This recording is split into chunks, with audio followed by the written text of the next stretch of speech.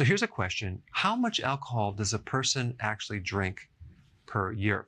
Now, really depends on what country that you live in, and also if you're male or female. Men drink a lot more than women, despite the different phrases you might hear with distressed moms drinking mommy juice or having a wine o'clock, whatever that means.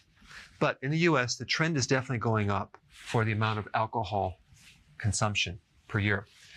Presently in the US, per year, an average American consumes about 2.5 gallons of alcohol or 9.5 liters of alcohol. Now, even now, the trend for drinking more alcohol is going up in the US. We're still, I think, rated about 48 in the entire world. There's other countries that drink a lot more. Nigerians consume 3.4 gallons of alcohol every single year, or 13 liters. But first place goes to the country of Belarus. They consume 4.6 gallons of alcohol every year, which is 17.5 liters. Now, these figures are somewhat misleading. Let's just talk about the US for a second. In the US, 30% of the population does not drink. I'm in that category. Another 30% of Americans drink less than 1 drink per week. Okay, that's 60%. But 10% of Americans consume the lion's share of alcohol. It's more than 10 drinks every single day.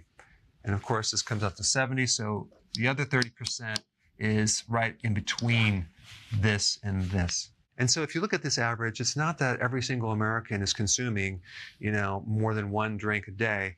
It's really certain people are drinking a lot and certain people are not drinking hardly anything at all. And of course, a lot of people drink to reduce stress, and it's very addicting. And so I want to talk about a couple things that relate to this. The problem with alcohol is what it does to the liver. There are certain enzymes in the liver that break down alcohol into certain chemicals.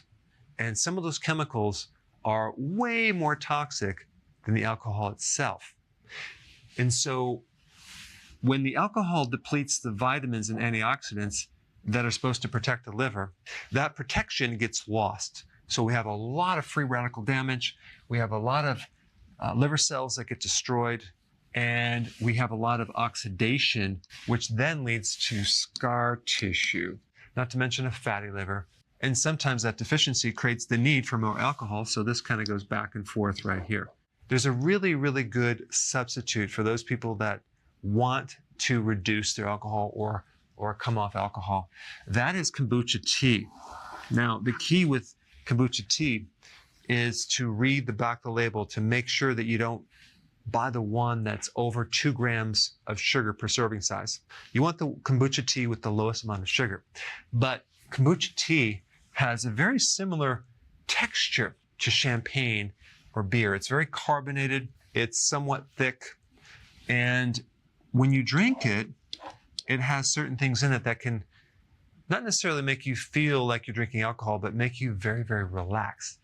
And it does have a very, very small amount of alcohol, but it's not the alcohol that does anything. It's the certain natural chemicals in kombucha tea that are very relaxing. And so that's a really good substitute. I recommend it. The other thing that I think is very important is taking nutritional yeast on a regular basis. You can get it in a powder, you can get it in pill form. I'll put a link down below for more information on that. But taking enough vitamins, especially nutritional yeast, because it has the B vitamins, can prevent the loss of some of the vitamins that are depleted from the alcohol and not just protect the liver, but decrease the cravings for alcohol as well as reduce the stress or the need for alcohol even more. So these 2 things are probably the most important 2 things that you want to recommend for someone that is weaning themselves off of alcohol. All right, so last question is, and I'm real curious, go ahead and type in the comment section below of how much alcohol do you consume per week. All right, thanks for watching. Hey, before you leave, I just wanted to give you a little quick history on some of the books that I wrote. This was one of the first books. It's called Dr. Berg Body Shapes. It was my attempt at writing about body types. What was very interesting about this book is I actually did all the images myself. Don't ask me why. They look actually, not quite as professional as some of the images that I have in the new book. But anyway, this is my first attempt right here called Dr. Berg's Body Shape Diets.